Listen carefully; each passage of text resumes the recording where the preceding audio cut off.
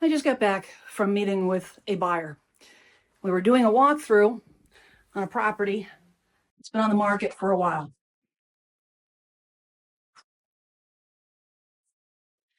There are some things a home seller should never have in their home when they're trying to sell. Oh boy, let's talk about it. Now, I understand every home seller is different, every situation is different. But if your house has been on the market for several months, it might be because there's things in that house that shouldn't be there. And if you're getting your home ready to go on the market, I want to help you. So I'm going to share with you my top 10 things that you don't. Please, please, please, you don't want to have these things in your home. And at the top of the list, which is what I ran into today, is please take yourself and your pets out of your home when the house is being shown. Yes, I said it, and I know a lot of you will be uncomfortable about that and get a little bit of pushback. And I understand. It's your home. But it's time to mentally shift from your home to a house on the market. I need you to take yourself out. Please don't be there for showings. It's very uncomfortable for the buyers. Buyers need that space to imagine themselves living there. And then when you add pets into the mix, to be honest, I know you love Fido. Not everybody is a dog owner. Please, not everybody is. And honestly, if they are barking, if the dog is barking, and you've got a bird chirping, it's distracting to the buyer. And the whole goal here is to get as many buyers to the front door and try to make it appealing as possible to as many buyers as possible to get the house sold. So I want to be sensitive to you, to your needs and your concerns. So you can, as a solution, if it's a security issue, ask your agent to be there. It is very common for listing agents to accompany showings. Have your agent be there in your place. The listing agent knows how to handle themselves, how to stay out of the way of the buyer. You could also, if you have cameras in your house, around your house, on the outside of your house, drive down the street. You can watch them on your phone. Make sure you disclose. Do a little sign on the front door that says that this property has audio and visual, recording devices. Make sure the buyers know that. But you can do that, for sure. You can just park down the street, wait for them to leave, and then you can pull in the driveway. But the best thing that you can possibly do is don't be there, and please take your pets out. That is, I wish they had done that for us when we got there. Oy vey. All right, the next thing that I don't want you to have in the house is personal items. And I'm talking about the mail that you grabbed on the way in before you ran out the door for the showing, or personal paperwork that might be sitting on your desk. Buyers won't rustle through your personal stuff, but if it's out in plain sight and you have wandering eyes, that's none of their business. It's none of their business. They don't need to see it. Not to mention it creates clutter. Off it goes. Put it away, shove it into a drawer. They don't need to see it. I'm also talking about things like fandom art, or sports team stuff. Excessive amount of art, or controversial art. That's a big thing right now. People are very sensitive, and if it has any political connotations to it, it could potentially turn off a buyer. Especially now where buyers look at a home, their first showing is online. And if they see something in a picture that turns them off, they might skip over your house. It sounds silly, but it happens. It happens. And we want to get as many people in the door as possible. So swap it out for something else. You're moving anyways. Pack it away. And it's your personal stuff. They don't need to see it. You don't need to share it with the world. That's your own domain. Pack it away. On some things, swap it out for some generic art. Make it look like a house on the market instead of your home. And then the next thing I want you to do is I want you to walk through and look at how many family photos you have. If you have a couple, that's fine. You don't need to remove every single family photo in the house, make it look sterile. No, you want to make it look homey. However, I have seen homes where the first thing you do, you walk through the house, and I remember one home in particular. It was a raised ranch, and when you walked into the front door, and there was a staircase going up, staircase going down, on that side wall was covered in family photos. Now, it was their home and they loved it, and it was wonderful to them. Buyers don't need to see that. Buyers don't want to see your home. They want to see their home. They want to see themselves living there. And it's a distraction, unfortunately. And you got to move anyways. You got to move anyways.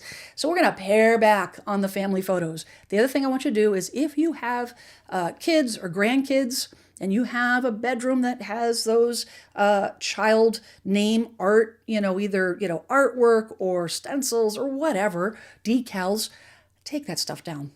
Yes, it is a security risk. Why? Because your pictures are on the interwebs, available for everyone to see. And the last thing you want is for people to know your children's names. Just the world we live in, unfortunately. You don't want somebody prying eyes to go online, see your children's names, and then they see the address, they know exactly where you live. Not great idea. No, you got to protect your kids. So take those names down. You want to make sure that anything personal is taken off the walls. Okay, so the next thing that I want you to do is I want you to pack up your valuables, your medications, and your firearms. Now, typically you say, well, if the buyer's coming with the buyer agent, how much do I need to worry? Better be safe than sorry. If you have artwork, if you have jewelry that is of considerable value, don't put it out to temptation. Pack it up, put it in a safe, put it out of sight, take it with you, depending on what the value is. And the same thing with the medications. This is particularly problematic when it comes to open houses, which I'm going to talk about at the end. Stay tuned. I've got a bonus tip for you. But when it comes to those items, again, especially if it's a controlled substance, you just don't want to leave it to temptation. You don't. And when it comes to firearms, if you have guns, and typically they're in a gun safe, but if the gun safe is, say, in a closet, put a blanket over it. If you have a display case, you may want to consider either taking it out, if you've got like a pod storage or offsite storage, pack it up, you're moving anyways, or cover it.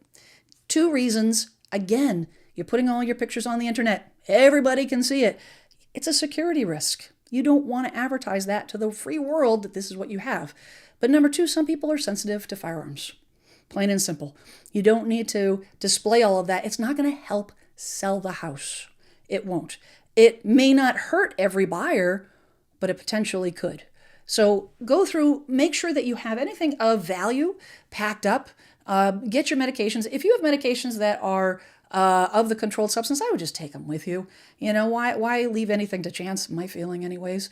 Just pack it up. You're better safe than sorry. But get that stuff out of sight. And if it's out of sight, that's half the battle. But it's got to go.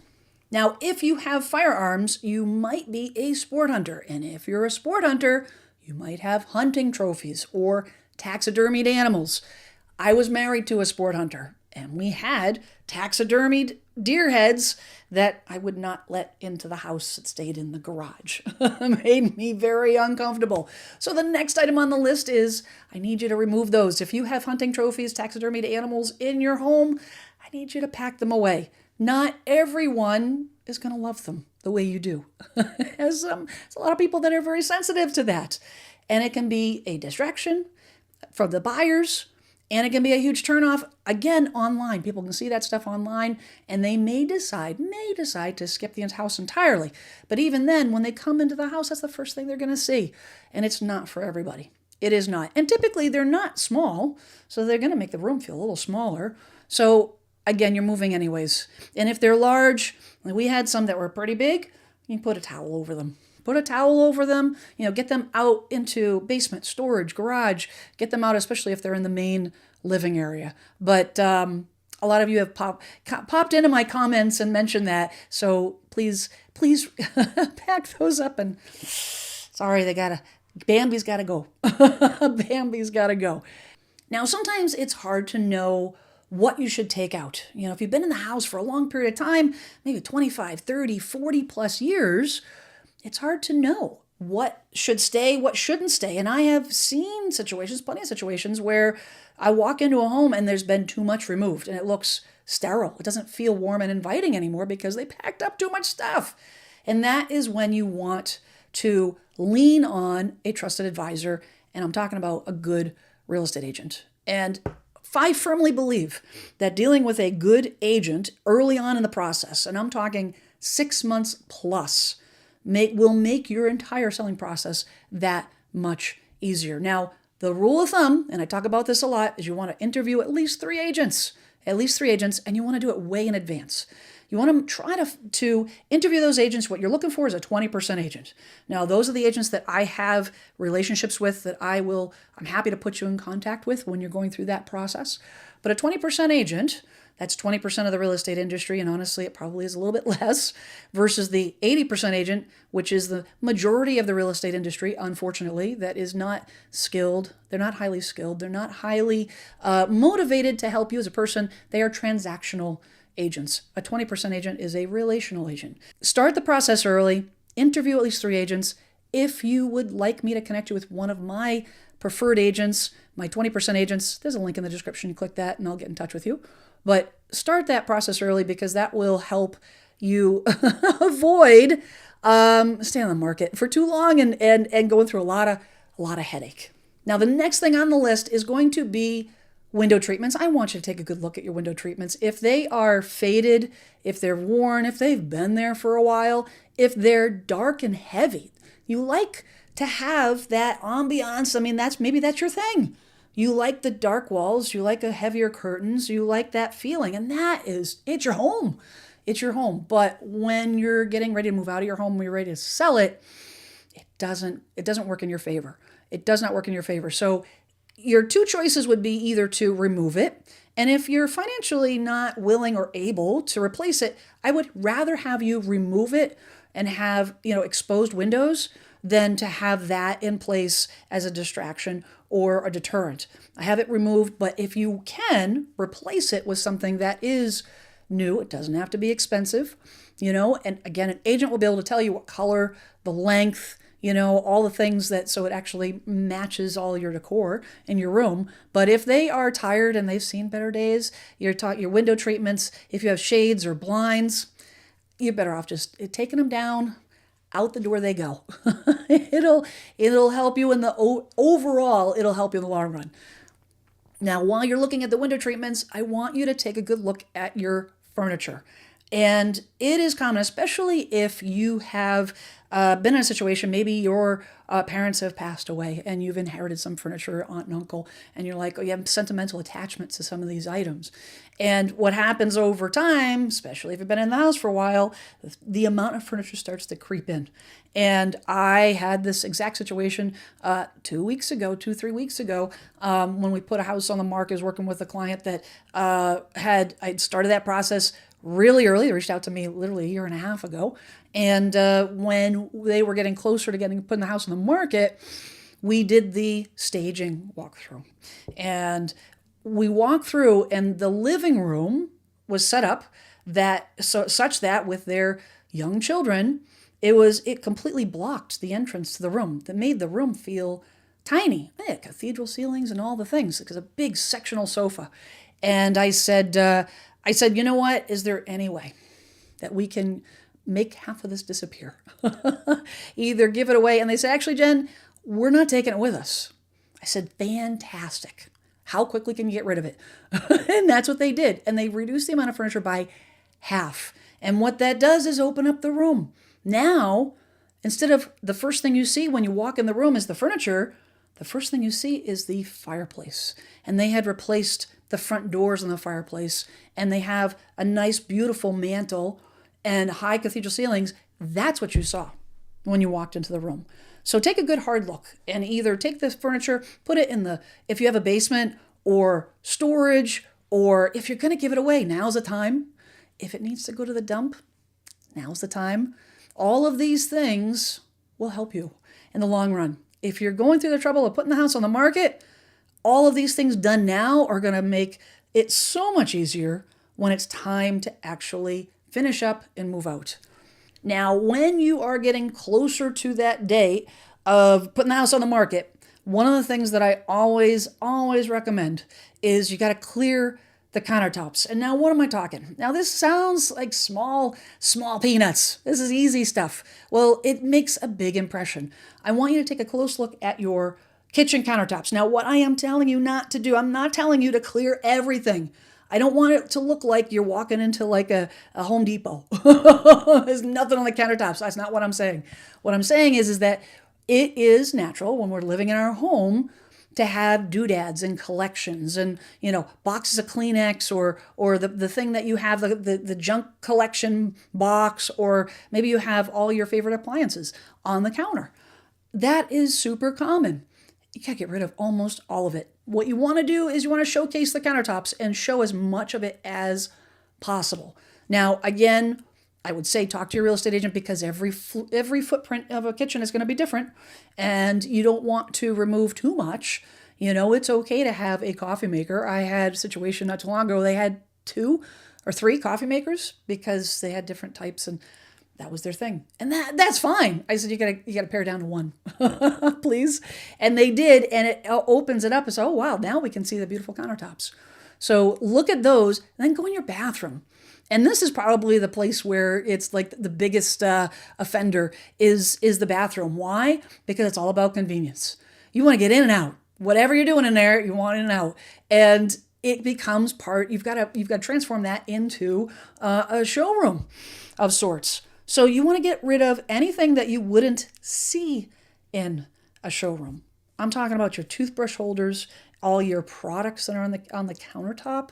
Yes, this is going to be super inconvenient. Selling your house is super inconvenient. It really is.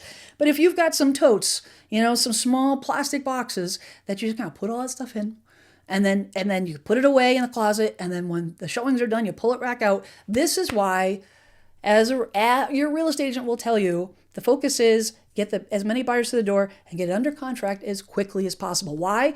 Because showing your house is a pain in the butt. It's not. It is a pain. And you want to make that process as short as possible. But you want to get that stuff packed up. The details matter. The details do matter. Now, this next item is something that's going to require some advanced planning. This is not something you want to wait to the last minute to address. You're going to want to get ahead of this 6 months, 9 months. Give yourself plenty of time.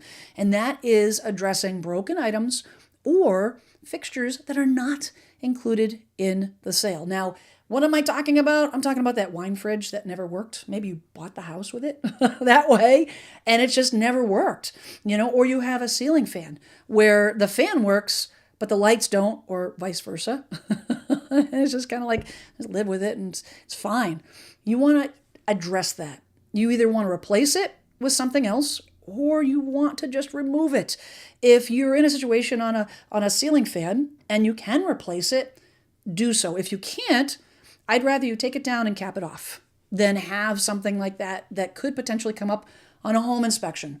Because if you have several items, 2, 3, 4 items that aren't working, that are broken, that you disclose to the buyer that they're broken, when they have a home inspection, those items are going to be added to that list. Regardless, that's the home inspector's going to see it, they're going to acknowledge it, they're going to put it on the report. Now, when the buyer sits down and looks at that report, instead of 5 items that they've got to address, they're going to tack on those items. Now we've got the things that the seller told us about, but it's still on the list. It becomes overwhelming. And you don't want to have to deal with that. When you're negotiating after a home inspection, it's just going to make it more complicated. Now, depending on what state you're in, there might be some things that you want to take with you that are not customarily left with the house.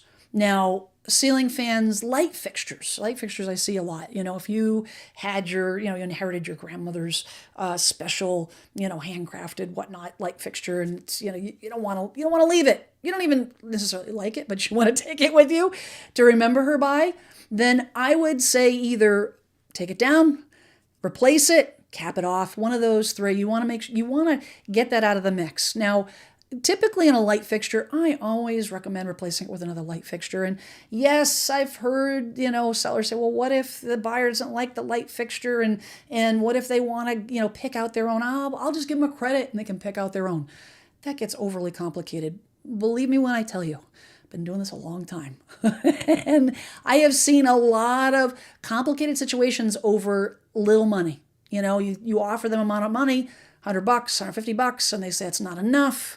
we need a little bit more. I don't like the fixture you're picking out, or the one we want to buy is a little bit more expensive. Can you up the amount, or what? Forget about it. Forget about it. Just replace it with something that is a neutral light fixture. Again, having an agent involved in the process early on, if you need their guidance on this, to be able to say, hey, Mr. and Mrs. Agent, which one do you think I should buy? Which one is going to appeal to the most number of buyers? They'll tell you, because they're skilled and they're seasoned and they know what will help the house sell, what's appropriate for the space. You make sure that those things are taken out, and because you don't want the buyers to get emotionally attached to your grandmother's light fixture and then be super disappointed to find out that it ain't staying. So take it completely out of the equation, and then fix those broken items so it doesn't become an issue at the home inspection. Okay, so the last item on the list is actually not an item I want you to remove per se, but is definitely tied into this whole conversation. And I want to talk to you a little bit about open houses. Open houses has gone hand in hand with real estate since the beginning of time. That's what you do. You sign up with an agent and you sign the listing agreement, goes on the market, you schedule an open house, agent shows up, they bake some cookies and sign goes in the yard and all the things. And you know what? That ship has sailed. That ship has sailed. I do believe that there is a place for open houses on certain situations. I think that during the pandemic, when you needed to get as many people in the home as possible at a time without disrupting the home seller, when you had to clean, thoroughly before the home seller came back and all the things, it just makes sense. If you have a situation where you work weird hours, or you have, medical, complications where, leaving the house, at short, periods of time, or if you work from home, having an open house to kind of condense a whole bunch of people, might be a good solution to that problem. However, there's a few things I want you to think about. I want you to think about what actually happens during an open house.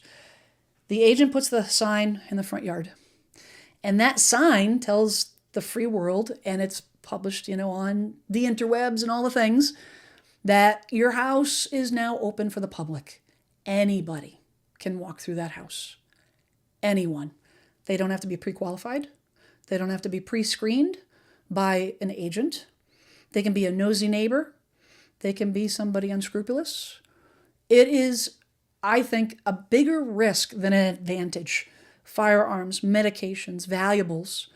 Anybody can walk through the house. And they're unsupervised. The agent's standing by the front door because they're collecting names. They want to know who's in the house. So their buyers, these buyers, very loosely buyers, could be your nosy neighbor, is walking around the house unsupervised. Could they pocket some stuff? Yep. Does it happen? Yep. Does it help you sell a house? Nope, it doesn't. And I'll go toe-to-toe with any agent about that. Again, there are certain circumstances, controlled circumstances that, it definitely is an advantage, but most of the time it's not. Here's the secret, and I'm going to lean in and tell you a little secret about why open houses actually happen in this day and age. It is not about you, the home seller. It's about the agent getting more business. Everybody that comes into that house, if they're not interested in buying that house, which is 99.9% of them, if they're not interested, now that's a lead for the agent. That's why open houses happen. It helps the agent build their book of business. Did I do open houses at the beginning of my career to build my business? I sure did. And did it help? Yep, it sure did. But did it help the seller sell the house any faster? Well, at the beginning of my career, internet didn't exist, so technically yes, but I digress. In this day and age, no. A buyer who's serious, who's pre-approved, will do their first showing online. And then their second showing will be scheduled with a buyer. If they need to see the house and there's no open house, they'll schedule an appointment. If they don't schedule an appointment, they're not a serious buyer. You don't want to take all those things that I just told you about when it comes to security and your children's names and all your personal items. You don't want to open that to the public. And the last thing I would say is that it is a legitimate risk to the agent. It was one of the main reasons why I stopped doing open houses, because agents were getting hurt and attacked. I had somebody in my office several years ago at the end of the open house that she was attacked. She was fine. She had taken a personal defense class and she was okay, but thankfully, I'm not putting myself in that situation. No way. I only want people to come in that house that are accompanied by a buyer agent and that have been screened. It's just the way it is. So food for thought. Absolutely food for thought. Consider, I want you to think twice about doing those open houses. There's other ways. Now, all the items on this list, I am not asking you, expecting you to do everything. It's like one of those things, the perfect student does the check marks and I'm going to do everything this is reality. The reality of it is you don't have to do every single one of these things. But if you go through and hit some of the important things that I've talked about, it will help you sell the house faster. It'll help you have a less stressful experience along the way. And it'll make you a savvy home seller. You see what I did there? So thank you so much. I'm Jen Sylvester, and I'm here to help you become a savvy home seller.